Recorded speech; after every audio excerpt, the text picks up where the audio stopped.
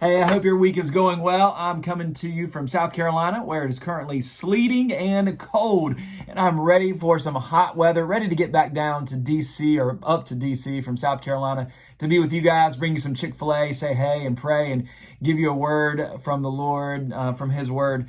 I just can't wait to be back there with you guys. But I want to share something, and I appreciate you watching through this time, this pandemic that we're going through.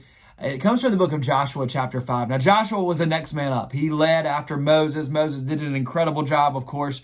But Joshua is here, and God calls him to lead the people Israel, to lead them to the promised land. Now, keep in mind, right before what I'm about to tell you, they've been going around for 40 years in the desert because of their disobedience and sin. And God's given them food, manna, given them quail. He's given them everything they need in spite of their disobedience.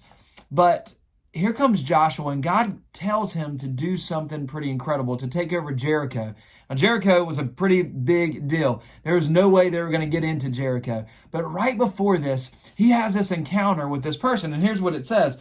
It says in Joshua chapter 5, if you want to go back and read it, it came about when Joshua was by Jericho that he lifted up his eyes, and he looked, and behold, a man was standing opposite him with his sword drawn in his hand. And Joshua went to him and said, "Are you for us? Are you for our adversaries? Are you for us?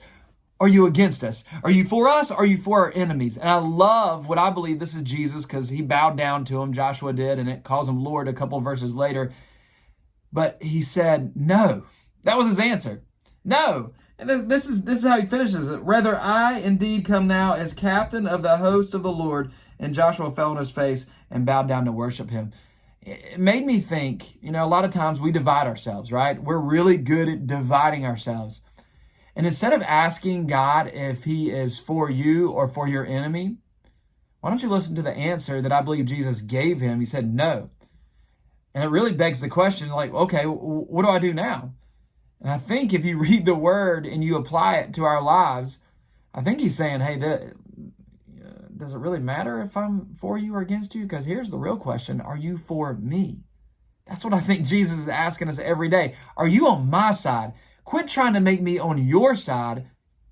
You need to be on my side. Quit trying to make the word of God, the Bible, fit your life. Make your life fit the Bible.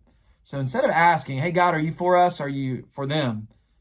Make sure you know that if you are on God's side, that you're actually for him. Thanks, guys. I'll see you soon, and we'll see you next week on here. God bless you. Bye.